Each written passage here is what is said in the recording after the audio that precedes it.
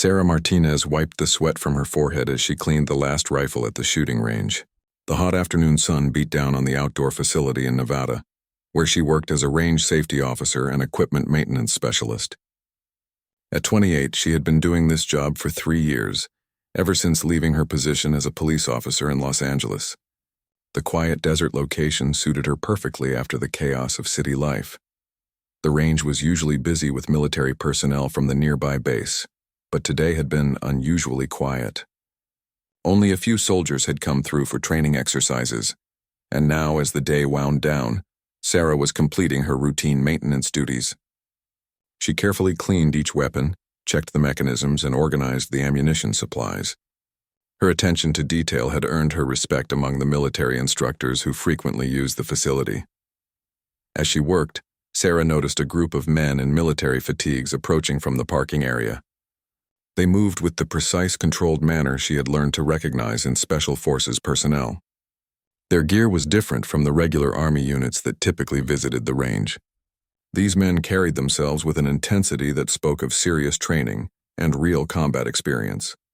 The team leader, a tall man with weathered features and sharp eyes, approached her station. "Afternoon, ma'am. We're here for some specialized training exercises. Been cleared through your commanding officer." He handed her official paperwork that confirmed their authorization to use the range for the next several hours. Sarah reviewed the documents quickly. Everything appeared to be in order, though she noticed the mission details were heavily redacted. The men identified themselves as a Navy SEAL unit, conducting classified training operations.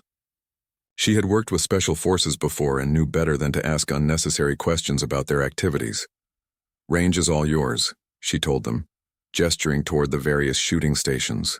"I'll be finishing up maintenance and then heading to the observation tower to monitor safety protocols. Radio me if you need anything." The SEAL team leader nodded his appreciation. "Thanks, we'll try to stay out of your way. This should be routine marksmanship training. Nothing too elaborate." Despite his casual words, Sarah sensed an underlying tension in the group that suggested this was anything but routine.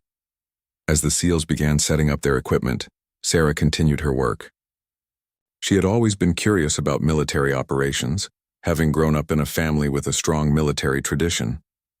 Her father had served 2 tours in Afghanistan, and her brother was currently deployed with the Marines. Their stories had inspired her interest in firearms and tactical training, though she had never imagined herself in combat situations. The SEALs spread out across the range, each taking position at different stations. They worked with professional efficiency, testing various weapons and adjusting their equipment. Sarah noticed they were carrying more sophisticated gear than typical training exercises required, including advanced communication devices and what appeared to be real-time surveillance equipment. From her position in the observation tower, Sarah could see the entire range complex and the surrounding desert. The facility was located in a remote area, surrounded by rocky hills and scrub vegetation. The nearest town was 20 miles away, and the military base was another 15 miles beyond that. It was an ideal location for weapons training due to its isolation and natural sound barriers. As the afternoon progressed, Sarah found herself impressed by the SEALs' professionalism and skill.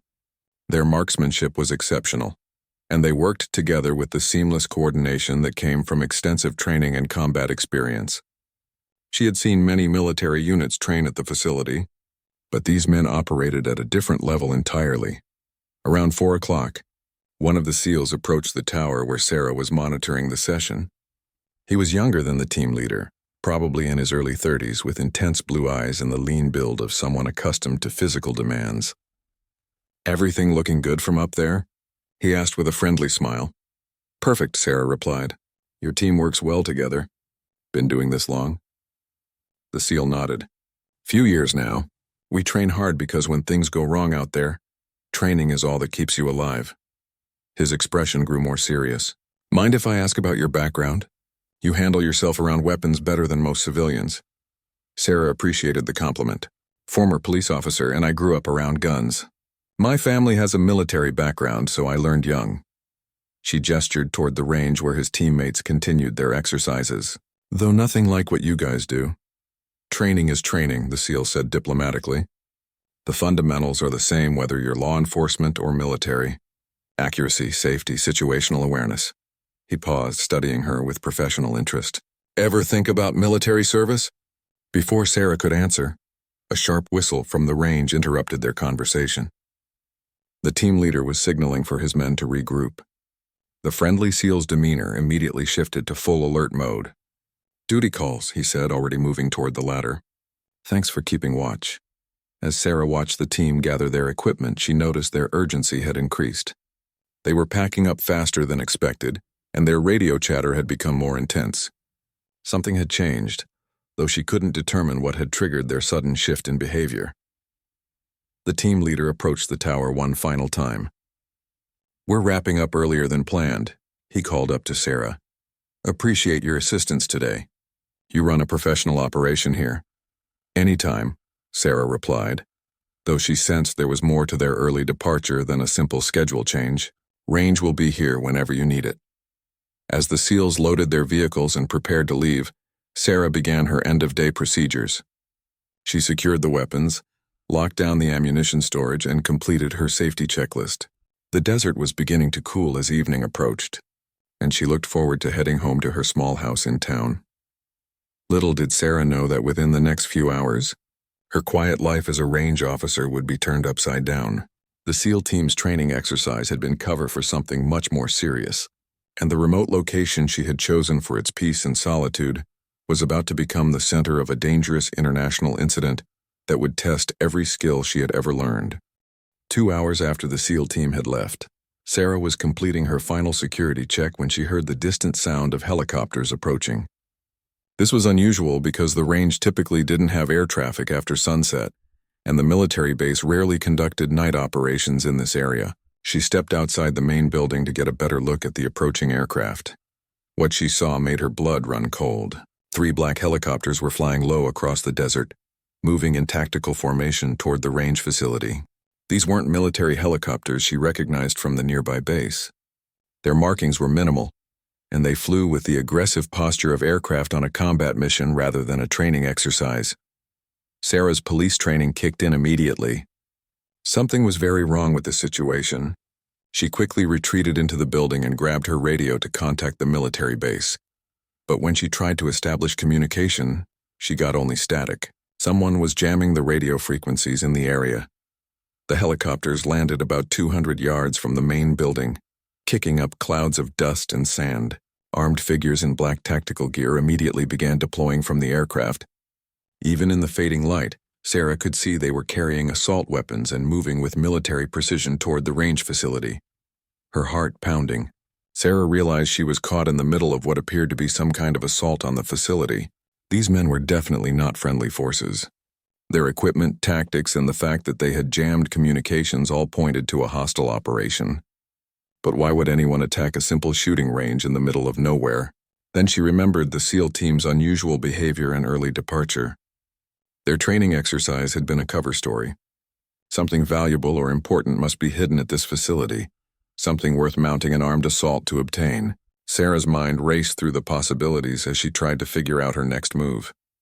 The building she was in contained the range's office, equipment storage, and a small apartment where she sometimes stayed overnight during extended training sessions. It wasn't designed to withstand an assault, but it did have reinforced walls due to sound dampening requirements. More importantly, it had multiple exits and a hidden basement storage area that most people didn't know about. Through the window, Sarah watched the assault team spread out and begin surrounding the building. They moved with professional efficiency, suggesting these were well-trained soldiers or mercenaries rather than common criminals. Their communications equipment appeared sophisticated, and their weapons were military-grade. As the team closed in, Sarah made a crucial decision. Rather than trying to hide or escape immediately, she would try to gather intelligence about what these people wanted. Her police background had taught her that understanding the enemy's objectives was often more valuable than running blindly. She quietly moved to the equipment storage room and began selecting items that might be useful. The range's inventory included various firearms, ammunition, and tactical equipment used for training purposes. Sarah chose a reliable pistol, extra magazines, and a small tactical radio that operated on different frequencies from the main communication system. She also grabbed night vision goggles and a tactical vest that had been left behind by a previous training unit. Just as she finished equipping herself, Sarah heard voices outside the building. The assault team was speaking in accented English, though she couldn't immediately identify the accent. They were discussing entry points and search procedures, confirming her suspicion that they were looking for something specific at the facility. "Building secure in 2 minutes," came a voice through what sounded like a radio. "Target should be in the underground storage area. Intel suggests it's accessed through the main office. Underground storage area?"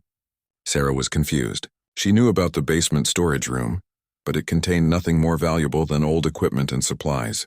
What could these people possibly want from a simple storage area in a shooting range facility? Then it hit her. The SEAL team hadn't been conducting a training exercise at all. They had been hiding something here, using the range as a temporary safe house or storage location for classified materials. The assault team had somehow learned about this and was conducting a recovery operation. Sarah's radio crackled with static, then suddenly came to life with an encrypted transmission. "Phoenix Base, this is Eagle 6, package compromised. Hostile forces at secondary location. Request immediate backup." The voice was familiar. It was the young SEAL who had spoken with her earlier. She keyed her radio carefully, hoping the frequency was secure. "Eagle 6, this is range control. I'm still at the facility. Hostiles are moving in now. What's the situation?" There was a pause, then the SEAL's voice came back with urgency. "Range control, you need to get out of there immediately. These people are extremely dangerous. They're after classified intelligence that was temporarily stored at your location." "Too late for that," Sarah whispered. "They've got the building surrounded." "What kind of intelligence are we talking about?" "Information about terrorist operations in the region. Our team was supposed to extract it tonight, but someone leaked our schedule. If these materials fall into the wrong hands, a lot of people could die."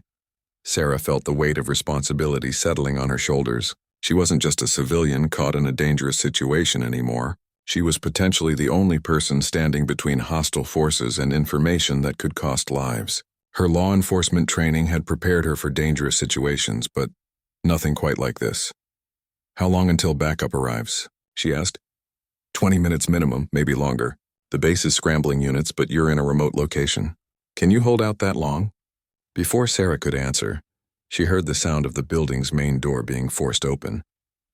Heavy footsteps echoed through the hallway as the assault team began their search. She quickly moved deeper into the storage area, looking for the best defensive position. "They're inside," she whispered into the radio. "I'm going to try to slow them down and protect whatever they're after. Guide me through this." The SEAL's voice was tense but professional. "Listen carefully. You're dealing with a foreign intelligence unit, probably hired mercenaries. They're skilled but not invincible. Use your knowledge of the building layout to your advantage. Make them work for every room." Sarah could hear the team methodically searching the front offices. They were being thorough but not rushed, suggesting they believed they had time to complete their mission without interference. That overconfidence might be her only advantage. "The classified materials are in a hidden compartment in the basement storage area," the SEAL continued. "There's a false wall behind the old equipment shelves. If they find that information, they'll have details about planned counterterrorism operations across 3 countries. The footsteps were getting closer to the storage area. Sarah checked her weapon and took a deep breath. Her quiet life as a range officer was about to become a fight for national security, and she was the only thing standing between trained enemy operatives and critical intelligence information. Sarah positioned herself behind a stack of equipment crates in the storage room, her pistol ready and her heart racing. Through the doorway, she could hear the assault team getting closer, their voices becoming clearer as they searched each room systematically. She estimated there were at least 6 men based on the different voices and footstep patterns she could distinguish. "Target building secure," came a voice with what sounded like a Russian accent. "Beginning search for the intelligence cache. Team 2, check the basement access. Team 3, maintain perimeter security." The mention of Team 3 meant there were more hostiles outside than she had initially seen. Sarah was definitely outnumbered, but her knowledge of the building layout gave her some advantage. She had spent 3 years working in this facility and knew every corner, storage space, and exit route. Her radio crackled softly. "Range control, this is Eagle 6. What's your status?" Sarah keyed the radio carefully, keeping her voice barely above a whisper. They're searching room by room. Heard them mention 3 teams, so more than 6 hostiles total. They know about the basement storage. Copy that.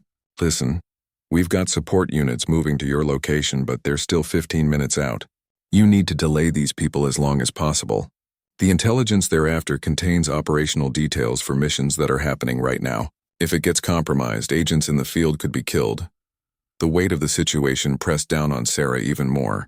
This wasn't just about protecting classified information anymore. Real people in dangerous situations were counting on her to keep this intelligence secure until help arrived. Footsteps approached the storage room. Sarah could see shadows moving in the hallway outside. She had to make a decision quickly about whether to try hiding until they passed or taking a more active approach to delaying them. Movement in the storage area, came a voice from the hallway. Team leader, we have the basement access located. Preparing to breach.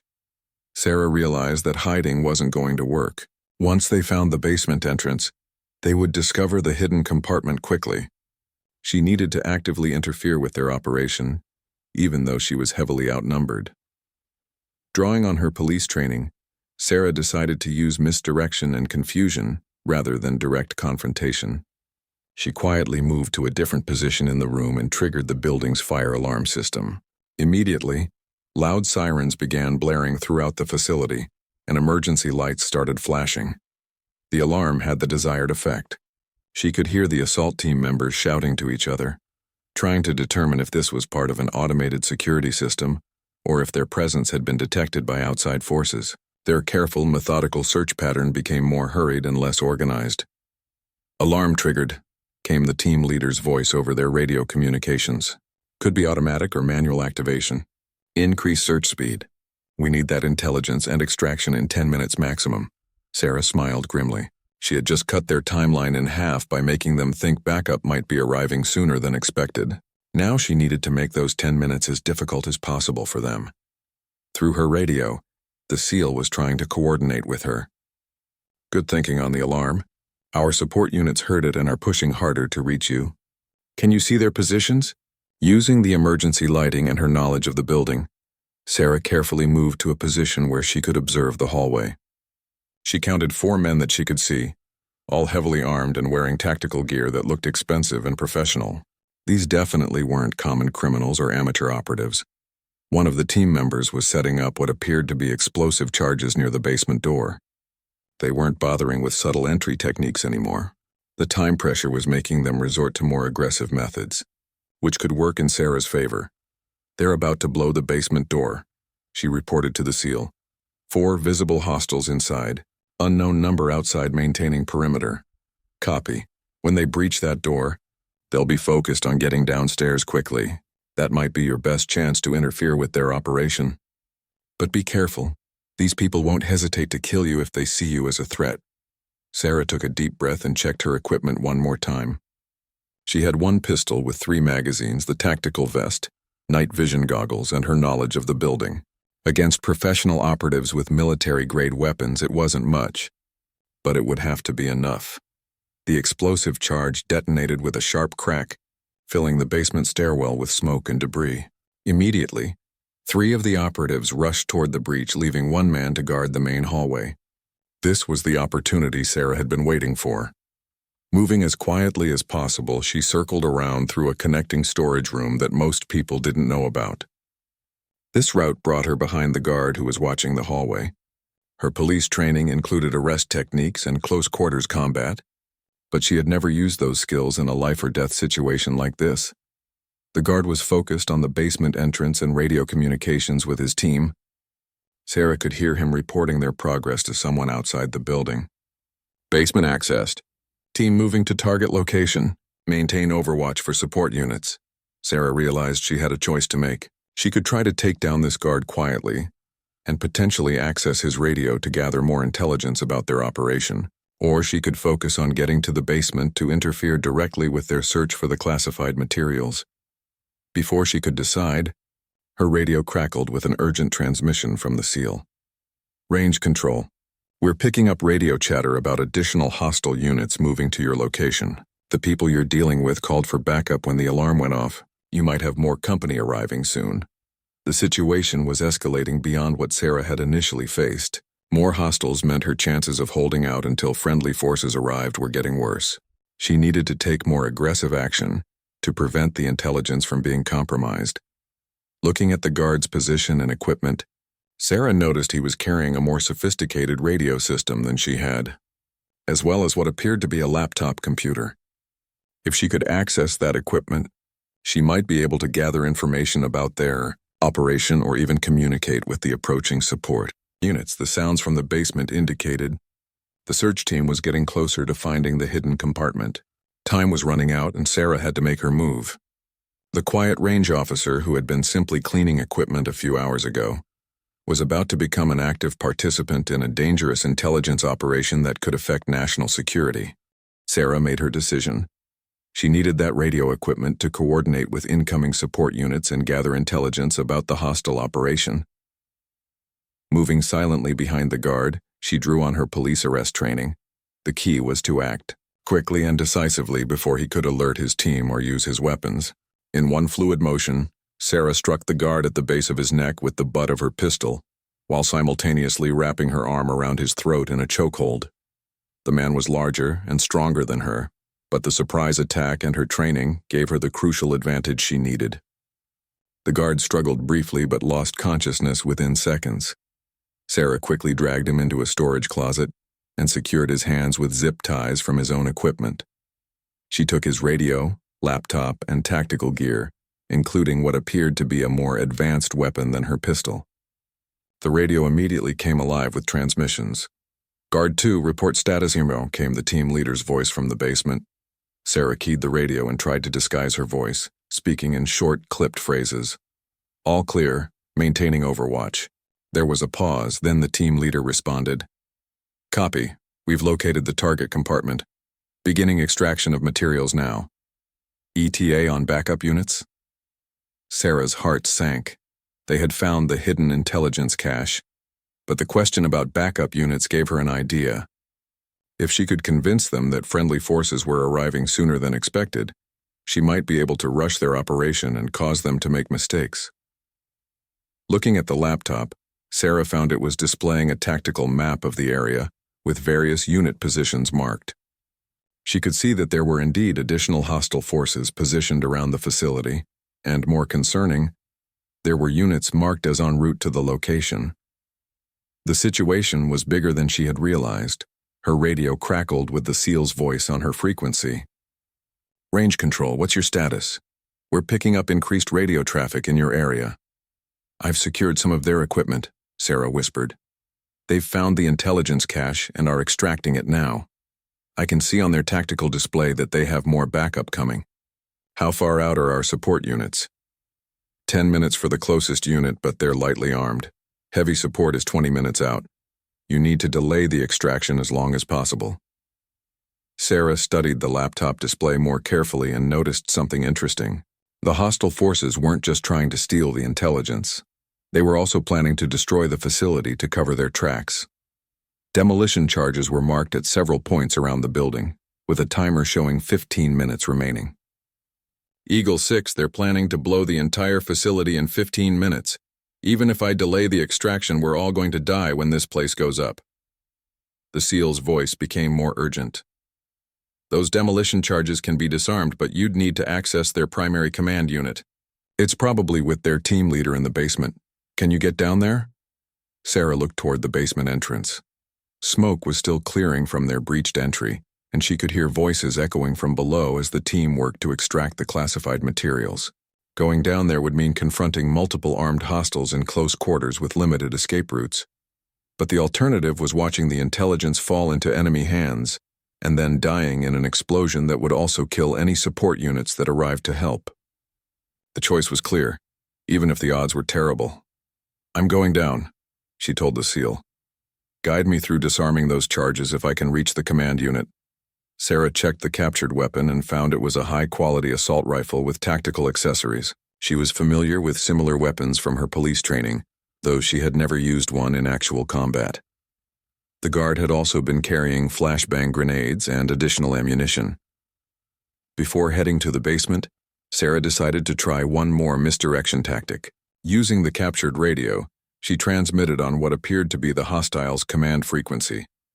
"Command, this is Overwatch. Detecting multiple incoming aircraft. Support units arriving ahead of schedule. Recommend immediate extraction." The response was immediate and in heavily accented English. "Understood, Overwatch. Expedite recovery operation. All units prepare for emergency extraction in 5 minutes." Sarah smiled grimly. She had just shortened their timeline even further.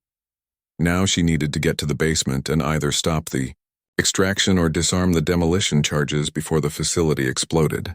Moving carefully toward the basement entrance, Sarah could hear increased activity below. The team was definitely rushing their operation now, which might make them less careful, but also more dangerous if cornered. As she approached the stairs, one of the operatives emerged from the basement, carrying what appeared to be a sealed case. He was moving quickly toward the exit and didn't immediately notice Sarah in the smoke-filled hallway. This was her chance to intercept at least part of the stolen intelligence. Sarah raised the assault rifle and called out, "Stop! Put down the case and your weapons." The operative spun toward her, reaching for his sidearm. Sarah's police training took over, and she fired a controlled burst that dropped the man before he could draw his weapon. The case skittered across the floor, and Sarah quickly secured it while taking cover behind a concrete pillar. Immediately, shouts erupted from the basement as the team realized they were under attack. "Contact! Contact! Guard 2 is down. Unknown hostiles in the main building."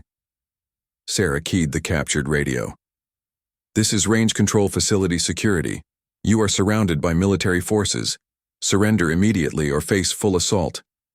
The bluff worked partially. She could hear confused radio chatter as the team tried to figure out how many people they were facing and where the attack was coming from. But it also meant they would be coming for her with everything they had. "Eagle 6, she whispered into her radio. "I've got part of the intelligence, but they're still extracting more from below. And I still need to disarm those demolition charges. This is about to get very intense."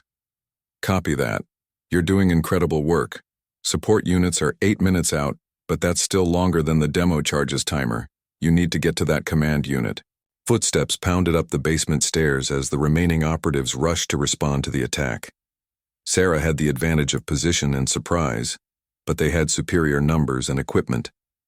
The next few minutes would determine whether the classified intelligence stayed secure and whether anyone survived the planned demolition of the facility. Taking a deep breath, Sarah prepared for the most dangerous confrontation of her life. The quiet range officer was gone. In her place stood someone willing to fight trained killers to protect national security, even if the odds of survival were getting worse by the minute. 2 operatives charged up the basement stairs, their weapons ready and their tactical lights cutting through the smoke-filled hallway. Sarah was positioned behind the concrete pillar with a clear view of the stairwell, giving her the advantage of a defensive position against attackers who had to expose themselves to reach her. The first operative appeared at the top of the stairs, moving fast and scanning for targets. Sarah fired a controlled burst, forcing him to dive back down the stairs for cover. The second operative tried to provide covering fire, but the narrow stairwell limited their ability to coordinate an effective assault. "We have 1 hostile with automatic weapons," came a voice over their radio. "Possible military training. Request permission to use explosives to clear the position." Sarah's blood ran cold. If they used explosives in the confined space of the building, it could bring down part of the structure and certainly kill her. She needed to change tactics from defensive to offensive before they could organize a more dangerous attack. Using the flashbang grenades she had taken from the captured guard, Sarah pulled the pin on one and tossed it down the basement stairs. The explosive device detonated with a blinding flash and deafening bang that would temporarily disable anyone in the basement area. Immediately after the explosion, Sarah rushed down the stairs while the operatives were still disoriented. Her night vision goggles protected her from the flashbang's effects, giving her a crucial advantage in the smoky, dimly lit basement. The basement was larger than she had remembered, with several rooms connected by narrow corridors. She could see 2 operatives stumbling around, temporarily blinded and deafened by the flashbang. A third man was positioned deeper in the basement near what appeared to be the hidden compartment where the intelligence had been stored. Sarah's radio crackled with the SEAL's voice. Range control, we're monitoring the hostile radio frequencies. They're calling for immediate air support and additional ground units. You've got maybe 5 minutes before this situation gets much worse. Copy that, Sarah whispered, moving carefully through the basement corridors. I can see their team leader near the intelligence storage area. He's got what looks like the demolition command unit. The team leader was a large man with military bearing, and unlike his temporarily disabled teammates, he was still fully alert and dangerous. He was working frantically at a laptop computer while speaking urgently into his radio, in what sounded like Russian. Extraction compromised, he was saying. Initiate emergency protocols. Detonate charges in 3 minutes whether recovery is complete or not. 3 minutes. Sarah's heart pounded as she realized the timeline had just gotten much shorter. The hostile forces were willing to sacrifice their own people and the remaining intelligence. Rather than risk it falling back into friendly hands, she could see additional sealed cases near the team leader's position, suggesting there was more classified material that hadn't been extracted yet. If those cases were destroyed in the explosion, at least some of the intelligence would remain secure. But Sarah and anyone else in the building would die with it. Moving closer to the team leader's position, Sarah found herself in a storage room filled with old equipment and supplies. The hidden compartment was behind a false wall that had been blown open with explosives, documents, and electronic storage. Devices were scattered around the area where the operatives had been working to extract everything quickly. The team leader was positioned so that he could see the main approach to his location, but Sarah noticed there was a maintenance access tunnel that led to the mechanical room behind his position. It was a tight fit, but she might be able to use it to get close enough to stop him from triggering the demolition charges. Eagle 6, she whispered. I need you to walk me through disarming the demolition system. I can see the command unit, but I don't know how to stop it. Most systems like that have a master abort code or a physical disconnect switch, the SEAL responded. Look for a red switch or a code entry panel. But be careful. Some systems are booby-trapped to prevent tampering. Sarah began crawling through the maintenance tunnel, which was barely wide enough for her body and filled with pipes and electrical conduits. The tunnel was completely dark, and she had to move by feel while trying to remain silent. Behind her, she could hear the 2 operatives who had been flashbanged beginning to recover their senses. As she reached the end of the tunnel, Sarah could hear the team leader speaking urgently into his radio. Command, I need immediate extraction. Hostile forces have breached the facility. If extraction is not possible in 2 minutes, I will detonate charges and destroy all evidence. Through a grate in the mechanical room, Sarah could see the team leader's position clearly. He was about 10 feet away, focused on his laptop and radio communications. The demolition command unit was a separate device connected to the laptop by cables, a military-grade system designed to coordinate multiple explosive charges simultaneously. Sarah noticed something else that made her situation more dangerous. The team leader was wearing a dead man's switch, a device that would automatically trigger the explosives if his heart stopped beating or if he released pressure on a trigger he was holding. Even if she could take him down, it might not stop the demolition. Her radio crackled softly with an urgent transmission from the SEAL. Range control, be advised that hostile air support is inbound to your location. 2 attack helicopters, ETA 3 minutes. Our support units are still 5 minutes out. You need to complete your mission and find cover immediately. The situation was spiraling beyond anything Sarah could have imagined when she started her shift that morning. Hostile air support meant the assault team had significant backing and resources. Even if she could stop the immediate threat, surviving the next phase of the operation would require either exceptional luck or the arrival of friendly forces. Looking at the demolition command unit, Sarah could see a red abort switch protected by a clear plastic cover, but she also noticed that removing the cover would trigger an alarm that would alert the team leader to tampering. She needed to time her intervention perfectly, disable the demolition system, and neutralize the team leader before he could react or trigger his dead man switch. The sound of approaching helicopters was becoming audible, even through the building's walls. Sarah had perhaps 90 seconds to act before the situation became completely impossible. She checked her weapon, took a deep breath, and prepared to risk everything on one desperate attempt to prevent the intelligence from being destroyed and stop the demolition of the facility. The quiet range officer, who had been cleaning equipment that morning, was about to Attempt something that trained special forces operators would consider extremely dangerous. But with lives depending on the classified intelligence and friendly forces still minutes away, Sarah was the only person who could prevent a disaster that would have international consequences. Sarah positioned herself carefully behind the grate, knowing she would have only one chance to execute her plan successfully.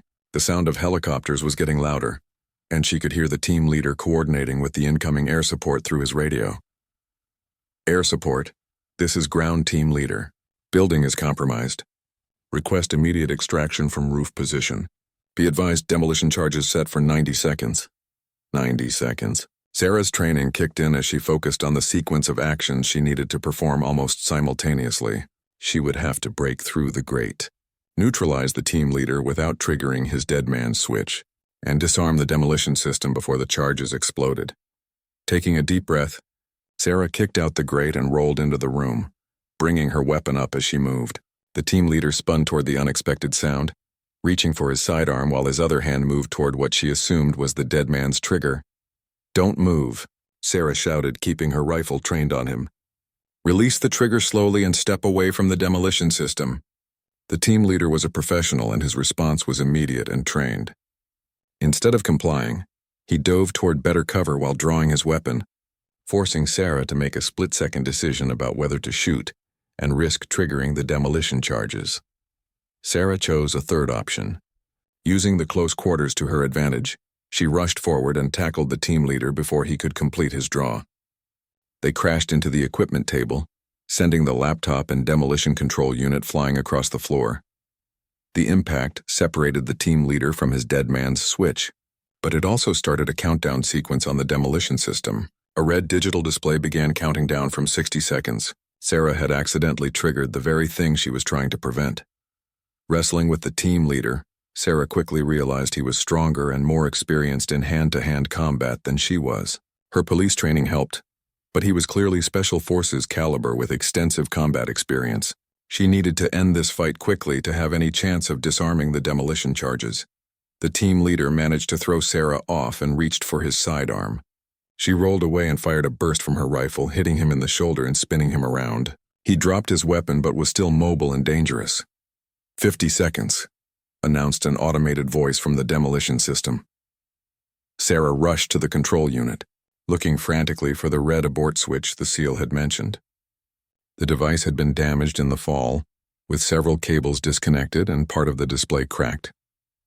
She could see the abort switch, but it was unclear whether it would still function with the damaged connections. Behind her, the team leader was trying to reach a backup detonator from his equipment vest despite his wounded shoulder. Sarah turned and fired another burst, putting him down permanently. The immediate threat was neutralized, but the demolition countdown continued. 40 seconds. Her radio crackled with the SEAL's urgent voice. "Range control. Hostile helicopters are setting down on the roof. Multiple fast rope insertions in progress. You've got company coming down to your position right now." Sarah could hear boots pounding on the floor above as more hostiles entered the building. She was running out of time on multiple fronts. The demolition charges, the new assault team, and the need to secure the remaining classified intelligence. 30 seconds. Looking at the damaged demolition control unit, Sarah noticed that several of the disconnected cables appeared to be the ones linking it to the explosive charges throughout the building. If she could prevent those connections from being re-established, the charges might not detonate even when the countdown reached 0. She began pulling out every cable she could reach, effectively severing the command unit's ability to communicate with the charges. It wasn't the elegant abort procedure she had hoped for, but it might work if the explosives required a positive signal to detonate rather than just the absence of a control signal. 20 seconds, footsteps, echoed on the basement stairs as the new assault team began their descent. Sarah grabbed the remaining cases of classified intelligence and looked for another exit route. The maintenance tunnel she had used to enter the room also connected to other parts of the basement, including an emergency exit that led to the outside of the building. 10 seconds. Sarah dove into the maintenance tunnel, dragging the intelligence cases with her as automatic weapons fire erupted in the room she had just left. The new assault team was shooting at shadows, not knowing exactly where she was but trying to eliminate any remaining threats. 5, 4, 3, 2, 1. The countdown reached 0, but instead of the massive explosion Sarah had expected, There was only silence. Her desperate cable pulling had worked.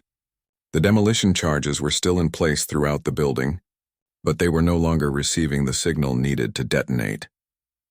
Crawling through the tunnel system, Sarah reached the emergency exit and emerged outside the building into the cool desert night. She could see the hostile helicopters on the roof and hear radio chatter from the assault teams inside, but she had successfully prevented both the destruction of the facility and the complete theft of the classified intelligence. Her radio came alive with the SEAL's voice, now filled with relief. Range control, we show negative detonation at your facility. Outstanding work. Support units are now 2 minutes out. Can you maintain position with the recovered intelligence? Affirmative, Sarah replied, checking the sealed cases she had rescued. I've got multiple cases of classified material. The hostiles are still in the building, but the demolition system is disabled. In the distance, Sarah could see the lights of approaching aircraft. Friendly forces finally arriving to take control of the situation. The hostile helicopters on the roof were beginning to spin up their rotors, preparing for immediate departure as their mission had clearly failed. As the friendly helicopters approached, the hostile aircraft lifted off and disappeared into the night desert, leaving behind their assault teams in the building. Within minutes, special forces units were fast roping down to secure the facility and capture any remaining hostiles. The SEAL team leader she had met earlier that day approached her position, now wearing full combat gear. Ma'am, I'm not sure how to thank you. What you did tonight probably saved dozens of lives and prevented a major intelligence disaster. Sarah looked back at the facility where she had worked quietly for 3 years, now surrounded by military vehicles and special forces personnel. Her simple job as a range safety officer had turned into something she never could have imagined. I just did what needed to be done, she said, though her hands were still shaking from the adrenaline of the encounter. Though I think I might need to update my resume. Thwarted international intelligence operation wasn't exactly in my job description, the SEAL smiled. Actually, we might have some ideas about that. People with your skills and courage are always needed in this line of work. But first, let's get you checked out by our medics and debriefed on everything that happened here tonight. As dawn broke over the Nevada desert, Sarah realized her life had changed forever. The quiet range officer who had simply been cleaning equipment when the assault began had proven herself capable of extraordinary things under impossible circumstances. The question now was what she would choose to do with those newly discovered capabilities.